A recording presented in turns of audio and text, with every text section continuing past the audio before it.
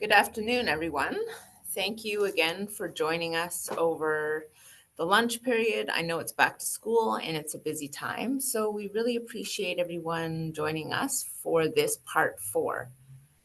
And in case you haven't had a chance to either attend or watch the part 1 to 3, we also have them located either on our website or our YouTube channel, so you can go back and take a look.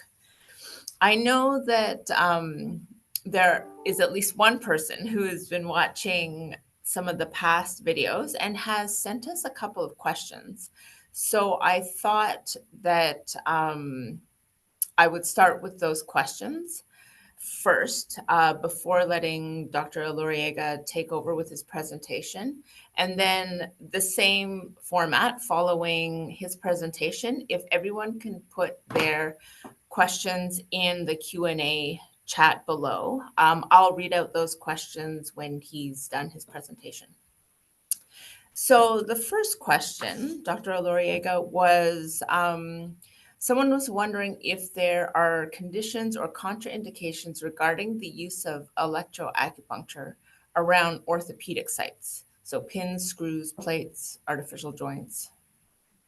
Very, very good question, and very often asked.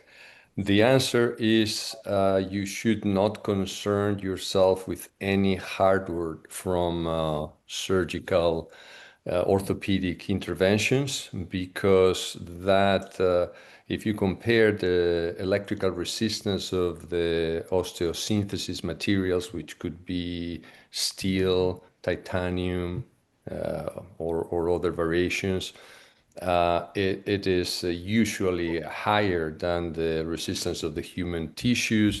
Therefore, it's not going to be any kind of accumulation of electricity. Let's call it like that, and therefore no risk of electrolysis, burning.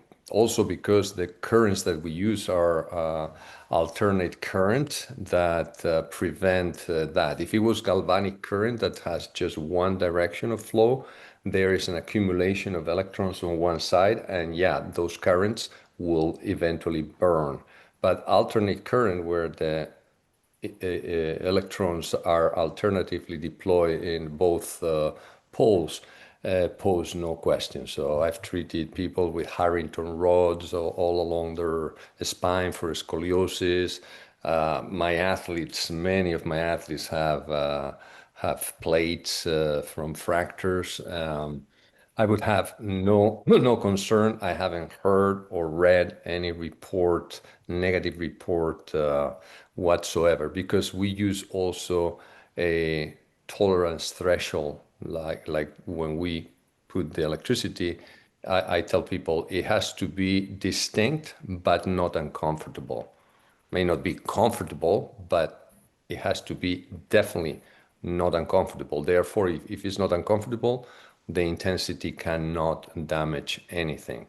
The only caveat would be with electrical devices such as a pacemaker, where interference is theoretically possible, and there's one case only in the world reported in the literature where I read of supposed interference. So that means not to put electricity in the proximity of the pacemaker, or similar device, maybe a pump for some drug for a cancer treatment. I wouldn't put the electricity right there with the other device, even though they can prepare.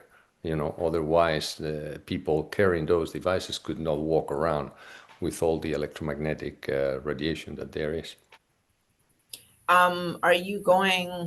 Is it okay to go like across plates, or are Uh, you staying on one side? Okay, that's a very often question, and always amusing for me, because people mistake the optical illusion of the cables with the actuality of what's happening. There are two poles, positive, negative, and then the negative pole deploys electrons, and then the other one becomes the negative and deploys electrons. So electrons deployed, electrons deployed. Once you deploy the electrons, as I always said, there is no electron police. The electrons go wherever they want. So it's immaterial where you put the other cable. There is no such a thing as crossing. This is an optical effect.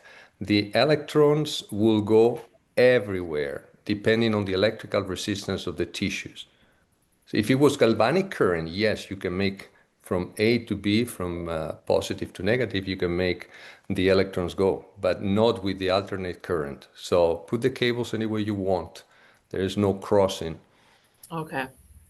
The other question was about a link.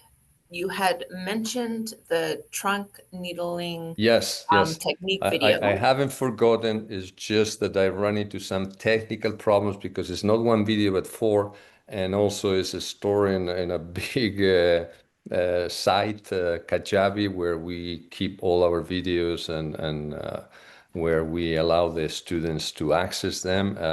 But I will figure out with your assistance a way of sending that to via email to the people who have attended this series. Excellent. Thank you. Well, now I'll pass it over to you, Dr. Elorriaga. Thank you very much. Thank you. Well, I'm going to click the share button, and I'm going to jump to the last slide that we saw. And I'm going to, as usual, present a summary, which at some point will be available to you as well, because I think it's very important to review what we've done and where we are.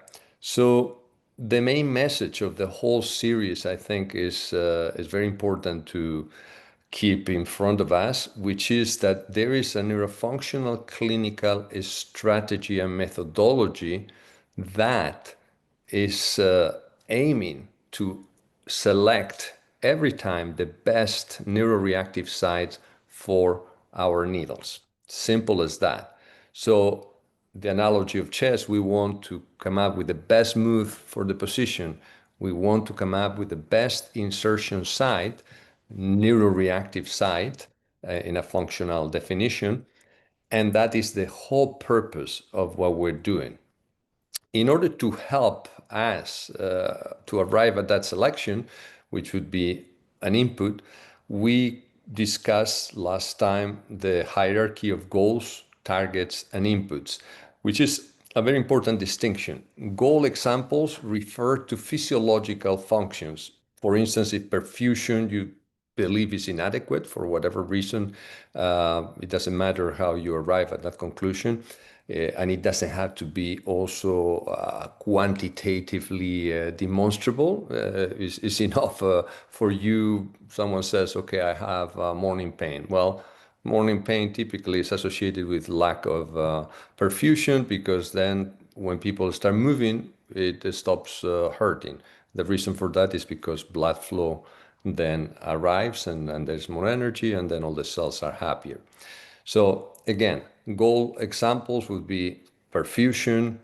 Restoring perfusion would be restoring neuromotor function, would be restoring segmental integration of signals in case there's a vague symptomatology and you don't know exactly what to target. One thing is there is a combination of things: lack of perfusion, poor neuromotor activation, poor sensory or poor proprioception.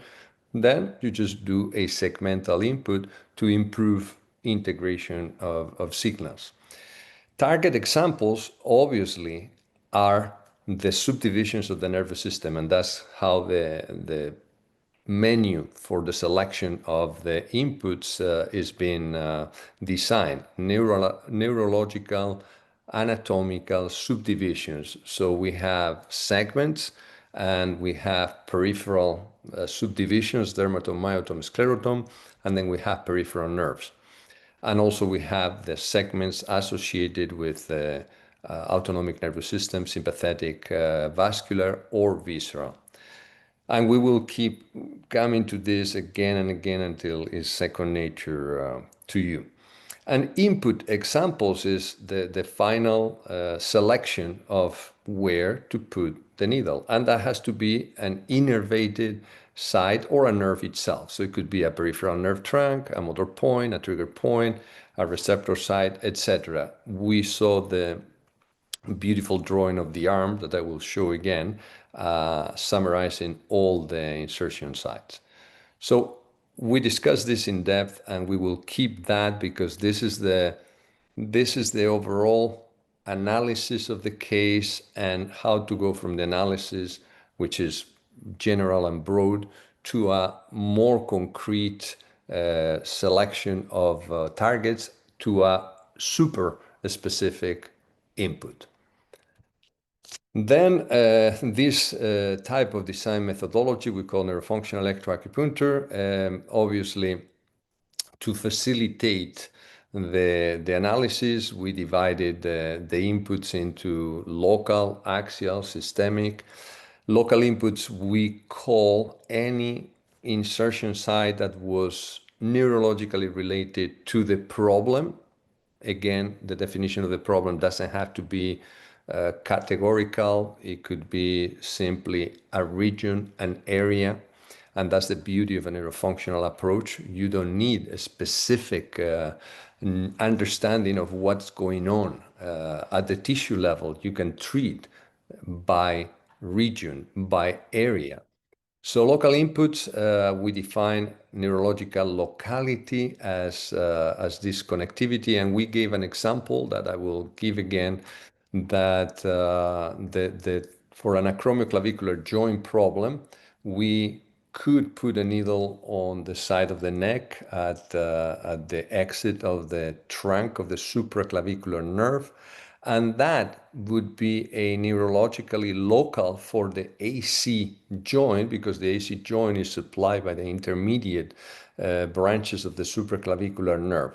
So again, this exemplifies the notion of neurological locality versus pure anatomical locality, where the AC joint, an input for that joint would be right there on the ligament, for instance, which is possible. It's also a local input, but remember the global concept. Then axial inputs, we said we went to posterior primary rami at the relevant levels, and typically one thumb from the midline was the most neuroreflex area. We could include a subdivision of of the anterior rami and on the thorax along the intercostal nerves whenever we're treating something local there. And then we talk, that was the final part of the conversation, about systemic regulatory inputs, which were miscellaneous insertion sites that are not segmentally related to the problem when the problem is mostly segmental, but they could be obviously associated with the problem when the problem is one of central and systemic regulation, such as fatigue, insomnia, restlessness, anxiety, etc. Categories of neuroreactive sites, we anatomically discussed them all. They are all the receptors from the Pacinian corpuscles, the Golgi tendon organs, and all the miscellaneous mechanoreceptors in the tendon muscle unit, also the motor points, and the distal anterior networks. And finally, we discuss a little bit the needling techniques to avoid the pleural, the invasion of the pleural space or visceral injury, which simply consists of putting the needle parallel to the surface of the trunk, and those are the promised videos that you will receive soon. And what I mentioned, that the most reflexogenic area on the back is one thumb from the midline, and also is the safest, because if you go a little further lateral, you could enter the shallowest area of of the back, where the separation between the pleura and the skin is the smallest. And we will do a little a specific presentation on pneumothorax. Then I think this was from the questions, but I like to include it here. We talk about pregnancy, which is a very common set of questions, acupuncture and pregnancy. So I emphasize the fact that pregnancy is not a disease, is a heightened physiological state, and therefore acupuncture is very safe. There are no study proving that there is any whatsoever abortion or accelerated delivery. Nothing. They've tried in rats, they tried in different animals. No, it didn't work. So totally safe to needle during pregnancy. Obviously, I would not needle the belly or over the area where the placenta is. And then also deep needling, we talk about the necessity to have long needles and understanding of the anatomy to go in depth, because that's the only way you can stimulate deep muscles, not with superficial needling. Diagnostic philosophy in our system, once again, and today I'm going to jump into that in a second. The diagnosis is descriptive, mechanism-based, not categorical, because categories are useless. So to say that someone has impingement syndrome is absolutely useless in order to generate treatment. Completely useless. So we don't need that kind of descriptive diagnosis. We need neurofunctional diagnosis. Therefore, we need to use neuromapping, and that means we have to test movement, we have to test neuromotor behavior and sensory behavior, and then create a map of what are the levels of dysfunction, and then select the targets and the inputs. I mentioned that oftentimes with a good neurofunctional treatment, a spontaneous mobilization of articular regions demonstrates that you have touched the relevant neurological levels. And also I told you about my first years doing acupuncture and how I limited the number of needles, which I recommend you do as well. And take a little experimental approach to your treatments, and limit yourself, and then observe the results, and then compare a treatment with an axial input versus a treatment without an axial input, and little by little you will experience yourselves what I did over the years, the power of the combination of the local with the segmental, the axial. And I said, challenge conventions, develop your own system through clinical analysis and experience, because this is like playing chess. Once again, is my favorite analogy, and I keep bringing it. I like to remind you that in the world, there are more billionaires than chess grandmasters. This statistic is powerful, because as difficult as it is to become a billionaire, to accumulate over $1,000 million dollars in wealth, is more difficult to achieve the consistent level of performance of a chess grandmaster, which demonstrates ongoing level of analytical capacity that is superior to the rest. We are the chess grandmasters, neurofunctional electroacupuncture practitioners. We are aiming to be the chess grandmasters on our industry. And I will demonstrate to you in real cases again and again the superiority of deeper and more detailed analysis and a more sophisticated selection of inputs.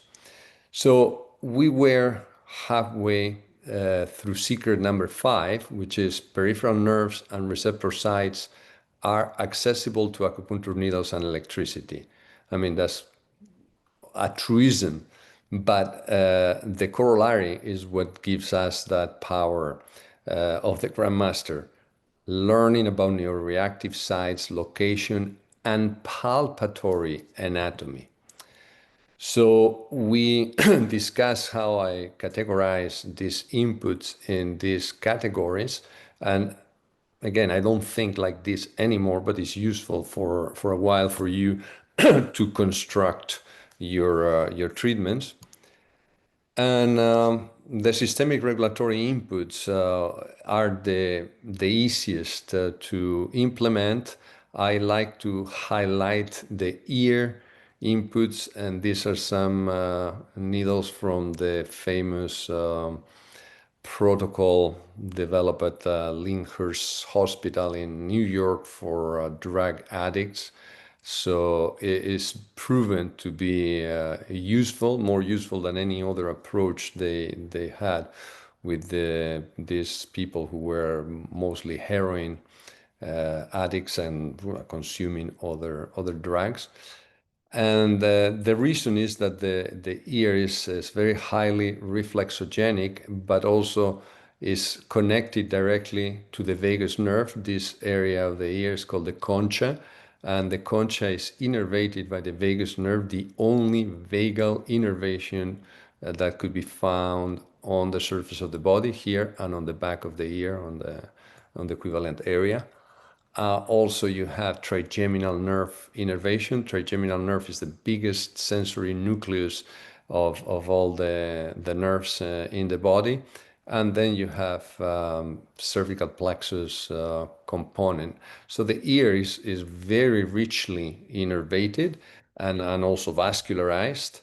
And it also embryologically apparently has deep connections to the brain stem, to the reticular formation. So the effects of the auricular inputs are phenomenal at the central nervous system level. Oftentimes, I find that in patients where there is a heightened sympathetic, the ear becomes indispensable and also immediately is recognized by the patient as a magical thing. And then the patient will come back and tell you, hey, doc, can you throw those needles on my ear? Which, you should oblige. Other areas to trigger central release of endorphins and other substances and spinal dynorphins and endocannabinoids include distal points along nerve trunks, so some of the classical points, such as the ones on the hand, on the feet. Eventually, we could discuss specific protocols for the treatment of stress-related disorders, which is a subdivision of the conditions that are amenable to be treated with acupuncture as a complementary intervention to other interventions. So the secret number 5, that the neuroreactive sites are accessible, also has a corollary, is that it's possible to standardize the treatment. And this is where we start finding a little bit of order in all these chaos. It's not going to be the order that our heart may desire, because it's not possible to narrowly categorize things, but it's possible to recognize patterns and to develop protocols to address the patterns. And then within that pattern, you can further your analysis and then trying to be more specific about certain parts of the inputs.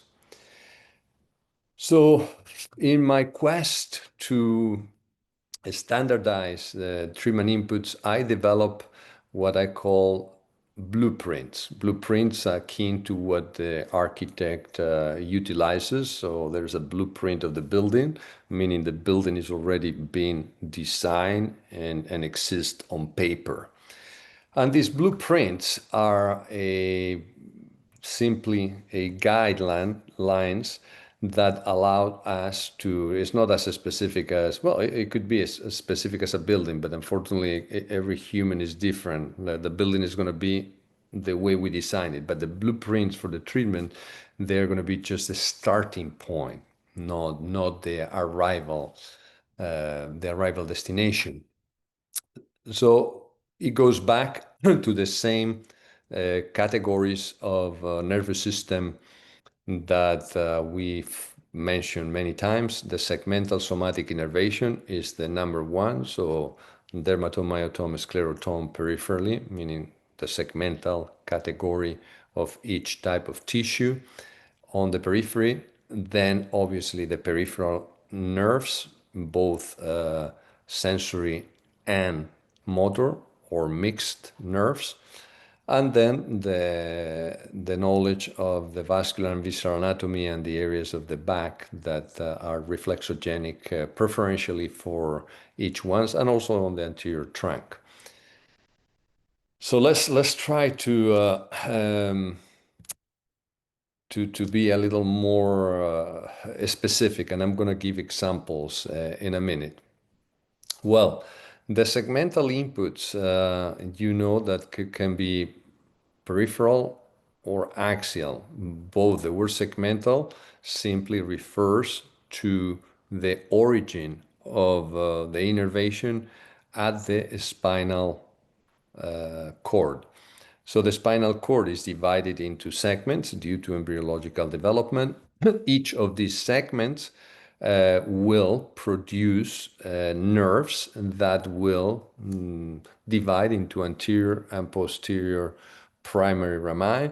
The posterior will shortly end their trip innervating the musculature and tissues around the vertebral column. And then the anterior division would mixed in a complex manner, form plexuses and then peripheral nerves that will go and innervate all the peripheral tissues outside the vertebral column and adjacent area. So it's very simple. You can reach the same spinal segment via a peripheral nerve. So you can reach a C6 from a nerve that innervates tissues of the elbow, or you can reach C6 from the area adjacent to C6, C7, the paravertebral musculature. In the first case, you'll be interacting with anterior divisions of the anterior rami, and anterior and posterior divisions of the anterior rami. And on the other case, you'll be interacting with the posterior primary rami, medial and lateral divisions.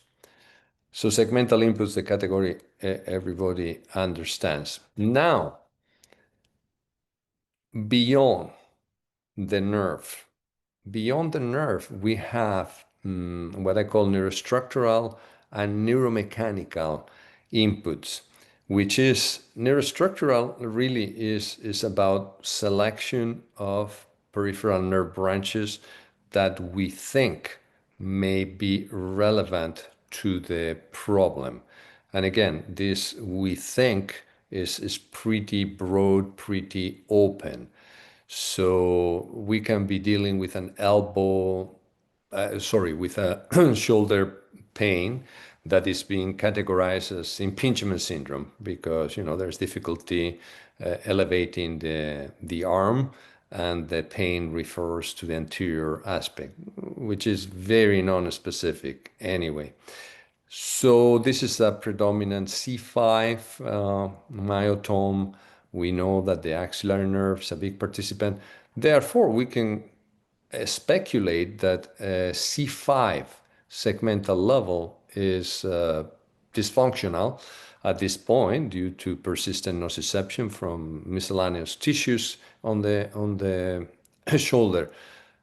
We can then come to the elbow and select the musculocutaneous nerve, which innervates the biceps and the brachialis, the biceps brachii and the brachialis. And it also is a C5 predominant segment nerve, and we can select, for instance, the area here lateral to the anterior elbow, where the nerve finally becomes the lateral, anterolateral cutaneous nerve. That's why the nerve is called musculocutaneous nerve, because it has a muscular section, coracobrachialis, brachialis, and biceps, and a cutaneous section. So going to this nerve trunk, particularly if we palpate and find that there's a little sensitivity, so there's sensitization, that could be simply secondary to the dysfunction at the C5. So one of the things you have to become very adept is at palpatory anatomy and correlation of the different segments at the different areas, because the C5, you can find it, let's say, at the first interosseous dorsalis of the hand, area of Li4.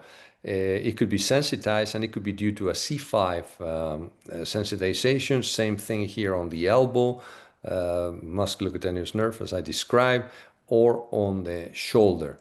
So here you may have three areas that are more sensitive, or maybe they're even perceived by the brain as hurting, and it's all a reflection of something that could be mostly vertebral in origin, secondary to moderate osteoarthritic changes on the zygapophyseal joints, C4, C5.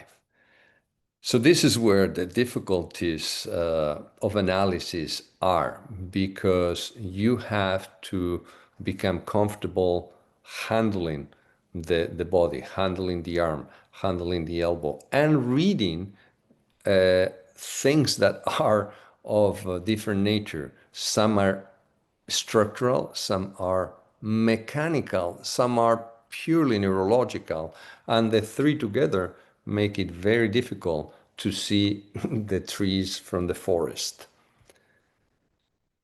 So this is the blueprint I want to present today, which is how to address an area, an articular dysfunction, based purely on this combination of three different criteria that are going to be overlapping each other.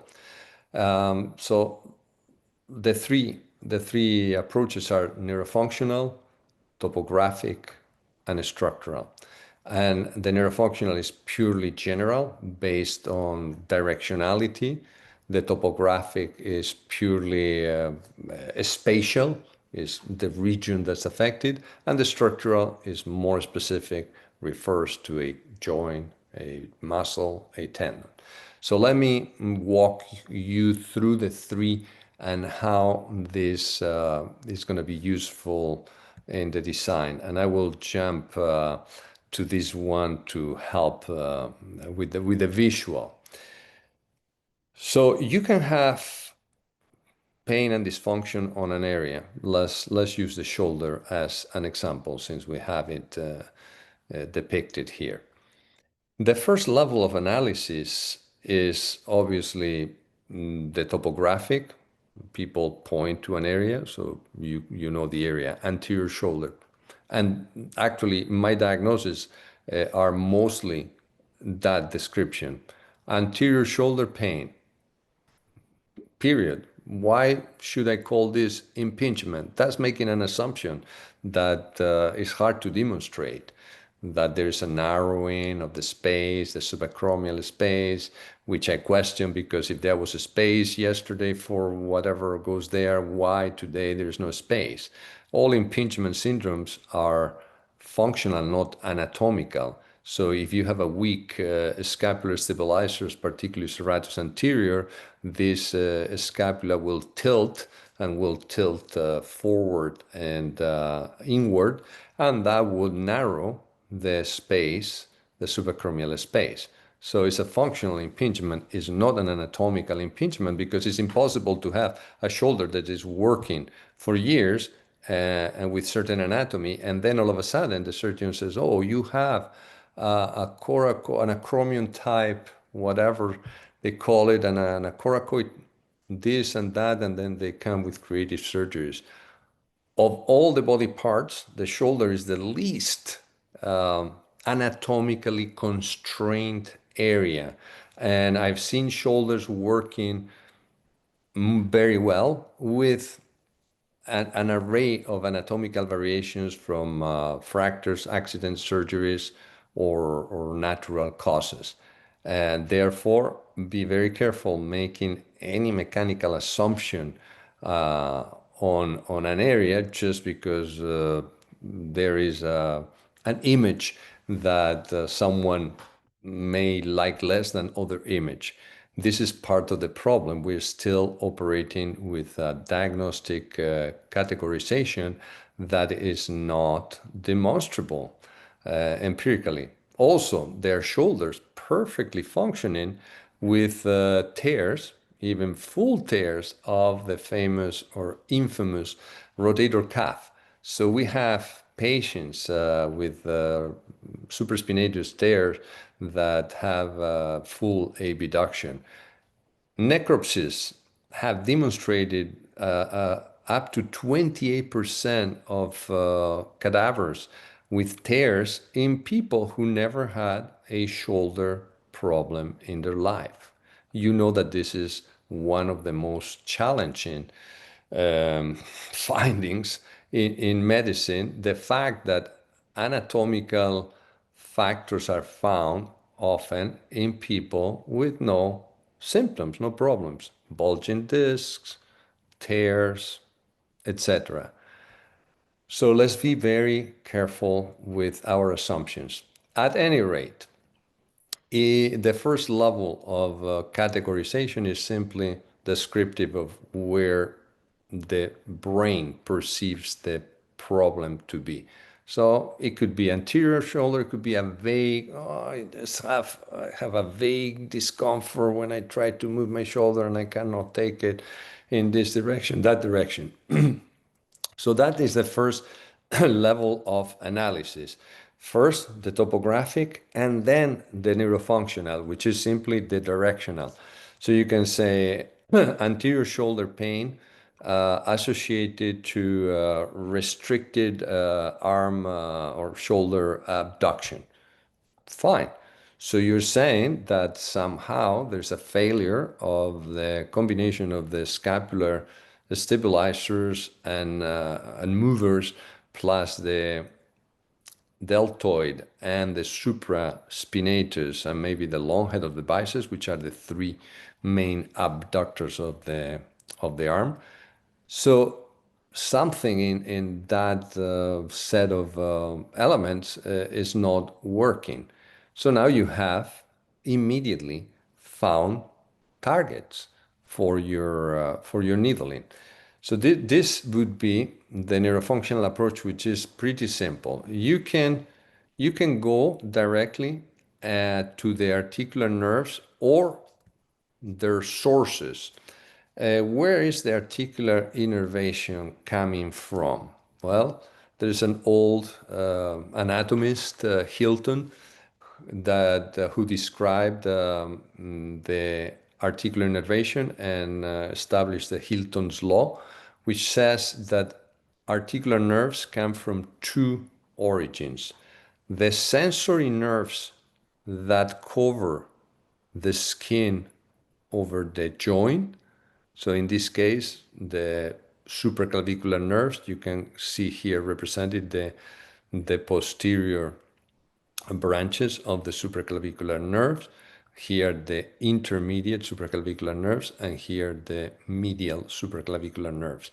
The medial are relevant to the sternoclavicular joint, the intermediate are relevant to the acromioclavicular joint, and the posterior are relevant to the glenohumeral joint. So here you have a very interesting level of neurological connectivity between C4 and the whole shoulder girdle, something that is often forgotten.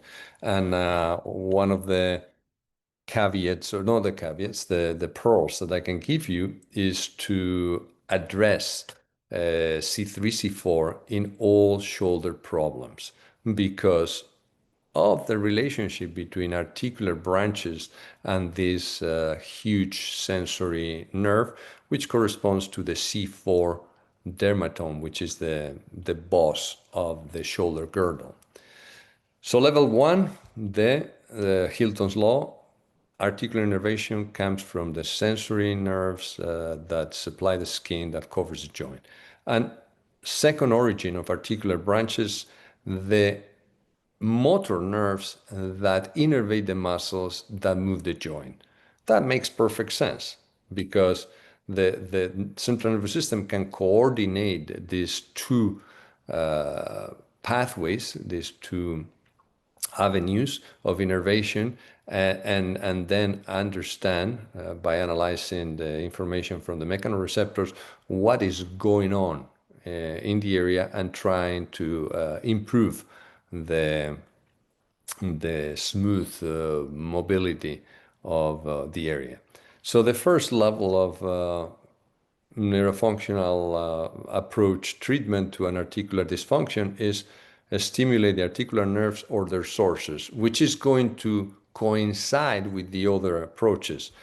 For instance, stimulate agonist muscles.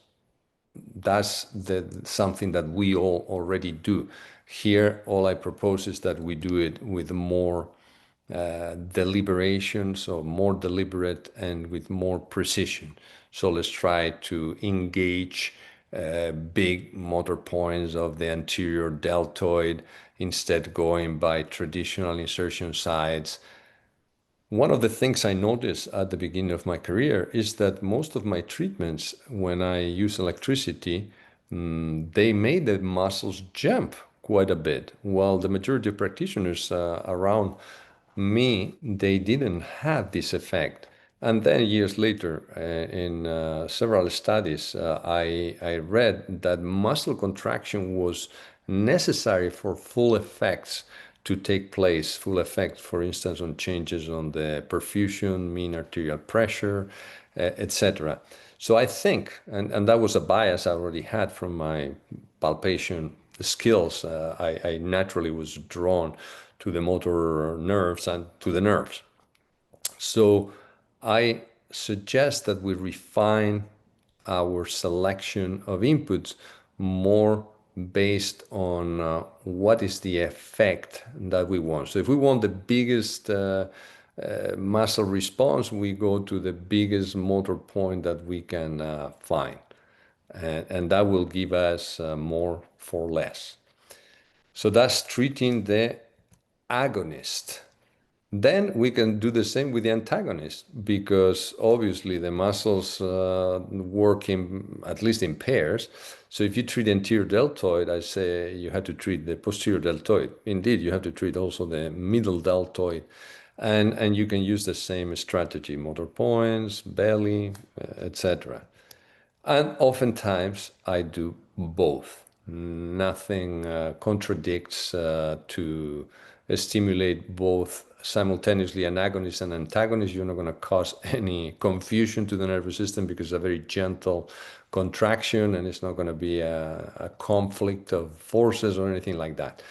And indeed, I like to not just stimulate both groups, but add the synergistic muscles and the stabilizers. So in the case of the shoulder abduction, not only I would use anterior deltoid, posterior deltoid, middle deltoid, but as I mentioned, I would go for the second biggest abductor, which is the supraspinatus.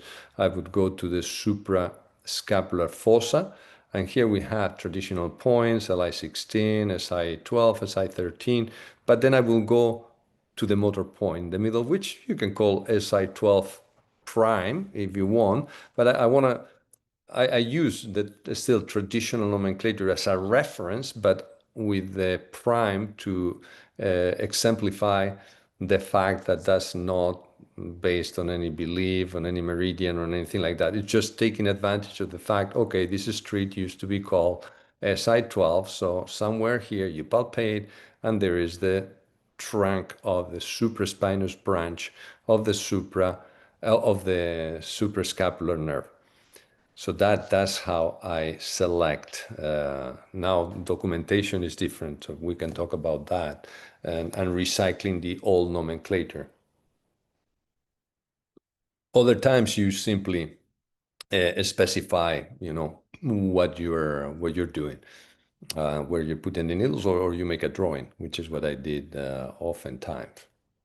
So as I said, we can treat the agonist, we can treat the antagonist, we can treat the synergistic, and we can treat the stabilizers. The stabilizers here will include the rotator cuff muscles, such as the infraspinatus, the teres major, which is not represented here. We can go to the rhomboids, we can go to the trapezius, we can go to the serratus on the side of the trunk. There are many scapular stabilizers, there are many muscles attaching on the scapula. So purely based on an analysis of movement and what movement is wrong, we can already select numerous inputs based on the targets that are associated to the elements, dynamic elements of the articular region. Then we can combine that with a topographic approach, which, as I said, is going to pretty much land on the same areas. Topographic would be, okay, pain in this area. We go to the sensory nerve that we know is here, which is the intermediate supraclavicular nerves. And then we know that the trunk can be found on the side of the neck, traditional small intestine 16, but Erb's point, posterior border of the sternocleidomastoid at the level of the laryngeal prominence. Boom.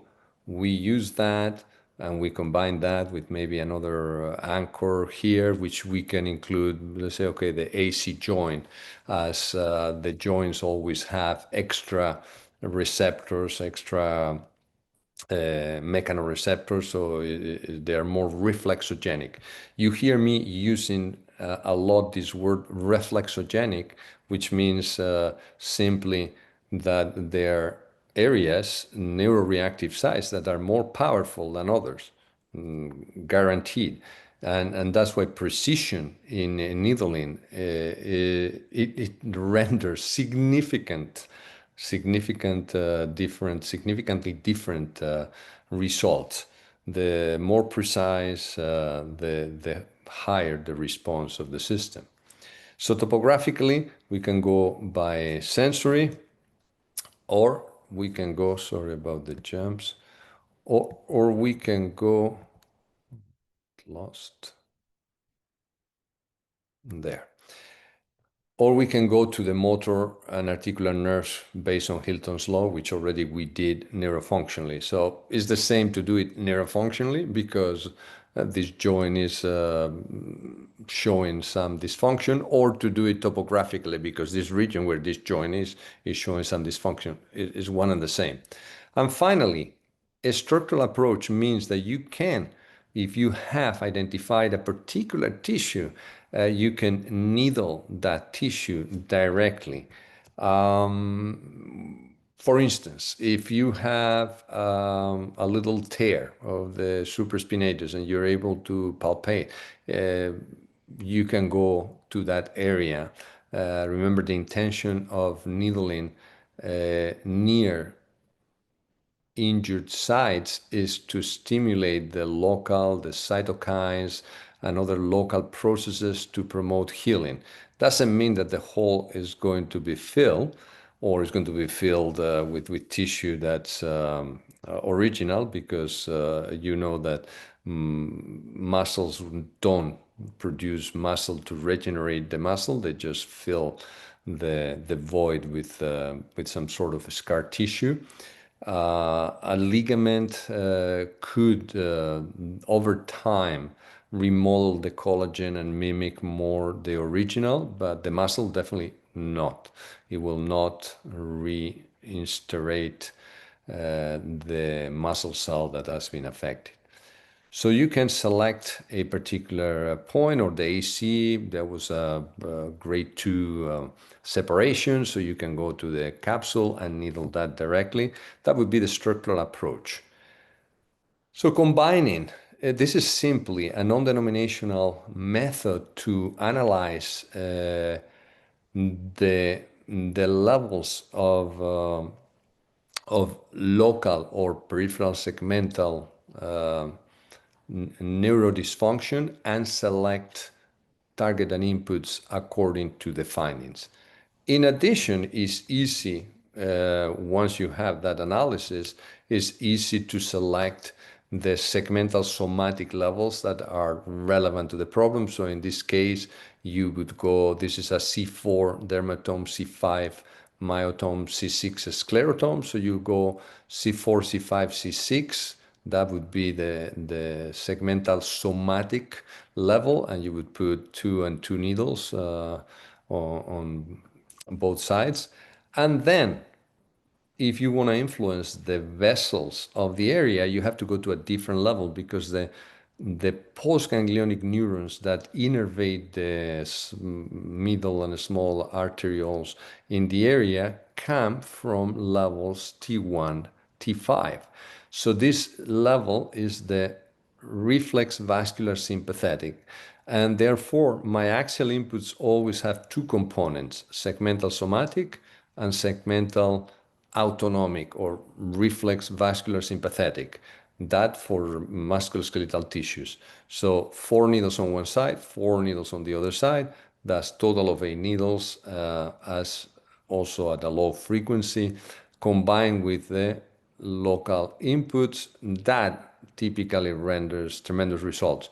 In addition, I would always add distal points, like in this case, Li4, because not because of the traditional description, but because this distal point is very, very reflexogenic, is in a distal arteriolar network of the radial artery, and therefore, and also it's in contact with 3 separate nerves, median, radian, ulnar, and therefore it reaches many segments the spinal cord, and it's been demonstrated in miscellaneous studies, positive effects for issues ranging from the mouth to the eye to the face to the neck.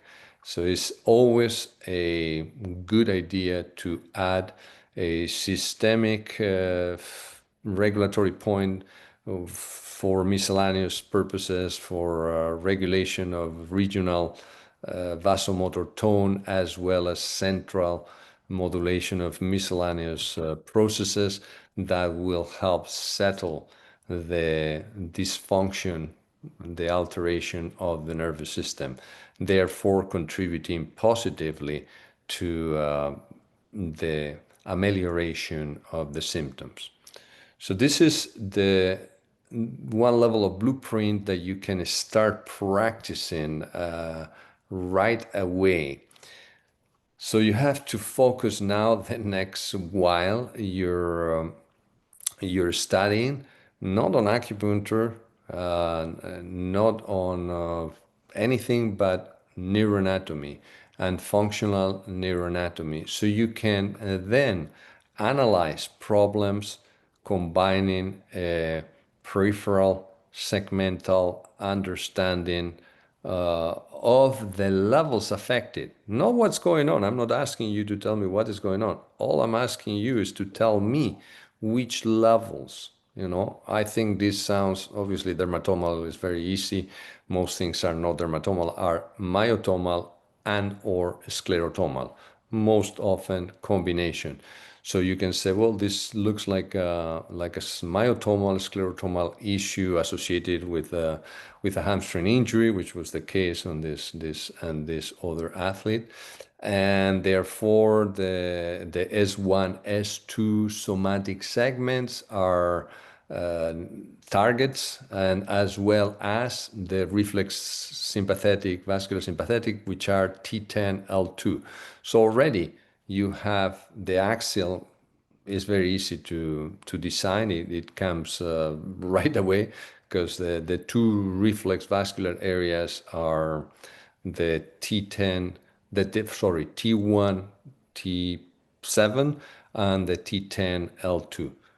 So for upper extremity and organs above the diaphragm, T1, T7. For low back and lower extremity and organs below the diaphragm, T10, L2. And then you can combine as well the local input with a contralateral input that we discussed last time as a valuable means to send additional modulatory signals to the spinal cord. So this is the biggest and best secret number 5. And the secret number 5 will be combined then with the secret number 6, which we'll leave for next session, and is now the more detailed. Today we've done a pure local analysis with a level of function, but isolated function. So we talk about problems of abduction. But imagine that this individual is a pitcher, is a tennis player, is a squash player. So is using not only his shoulder, not only his cervicothoracic spine, but is also using his elbow, his wrist. Therefore, an understanding of kinetic chains and the biomechanics and the neuromechanics of the kinetic chain could become the game changer. Quick example before we go to the questions. A squash player came from Egypt years ago to when I was working with the number one in the world, Jonathan Power, Canadian player, 5 times number one. So people came to Toronto to get what he was getting. And this guy who used to be very powerful tells me, I can't smash the ball anymore. My shoulder, my shoulder hurts. So I examined him. But what I found is that obviously the shoulder is the victim. The shoulder is taking too much work because down here, particularly the wrist, which is very important in a squash, there's always a wrist whip movement that accelerates the ball tremendously, and therefore it produces tremendous amount of energy. If that is not available and you try to compensate with the shoulder, of course the shoulder is going to complain. Of course you're going to end up with a shoulder symptom, but you don't have a shoulder problem.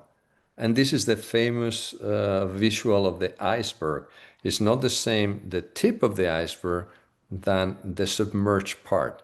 So this is where we have to learn to analyze the kinetic chain. To make a long story short, I say, okay, let me work on your wrist first. So I worked for 2 hours just from the elbow down. And I did this treatment on the near the court so we could go back and forth and test. So he goes back and he hits that ball and he almost breaks the wall. The power was back without having touched the shoulder because we had released the area that was responsible for a large amount of the energy that was put into that ball. Of course, I cleaned up the shoulder too, did a good 2-day tune-up, and he left pretty happy. He was a top 10 player and stayed there for many years. So this is one of 1,000 examples I can give you of how critical is to analyze the presenting complaint and bridge the gap between what the brain perceives and what truly, really is going on at a neuromechanical, at a biomechanical level. So I'm going to stop my screen sharing and open the round of questions for you. And again, thank you so much for taking time out of your lunch and being here with us. Thanks very much, Dr. Elorriaga. I'll give people a minute to type in their questions if they have any, but there is one. Somebody was asking for resource recommendation to learn more about the system, so textbooks, etc. The textbooks that I found the most valuable were books of functional anatomy, such as the old Kapanji, Articulars, I believe is French, the original, but it's translated. I've seen it around. There are many editions. Kapanji, beautiful illustrations. Understanding that all the books that we use, they're just partial renderings of reality. So we have to build our own model in our heads and then correlate that with our hands and create a unique database that cannot be put into writing. I could write for years and write 1,000-page treatise, and it's not going to be good for anybody because my database is here. And unfortunately, I cannot put it out there. So what I'm proposing to you is that you build your own database, starting with a simple, I say, vectorization of movement. So a vector is simply an arrow that tells you direction, and you can put an arrow, a green arrow to show a direction of the movement, and you can put a red arrow to show a resistance to go to that movement. So simple vectorization will help you initially select some of these levels. Then the hand is the last judge to select the most refined input. But to begin with, you can start with this. There's another French author, Bus Busquet could be something like that, kinetic chains. So if you check kinetic chain, that would be a word that will render some valuable material. Become comfortable with functional anatomy, but look in the streets. Whenever I'm walking around, I'm studying because I look at people and I see, okay, that person. And sometimes we close to get into trouble when we travel with other colleagues because we sometimes say, okay, let's ask, because we argue, no, it's the right hip, it's the left hip. So the last time I did that with Dr. Privek, a common friend, in Madrid, we did it, and the lady said, no, I have both. So we were right. Yeah, it's a great exercise. Sit in a station, a place where lots of people go, and try to see, figure out. When a runner goes by, I always look on the back. Is a hyperpronator? It's not a hyperpronator. It's doing the extension. So develop that habit of analyzing movement constantly.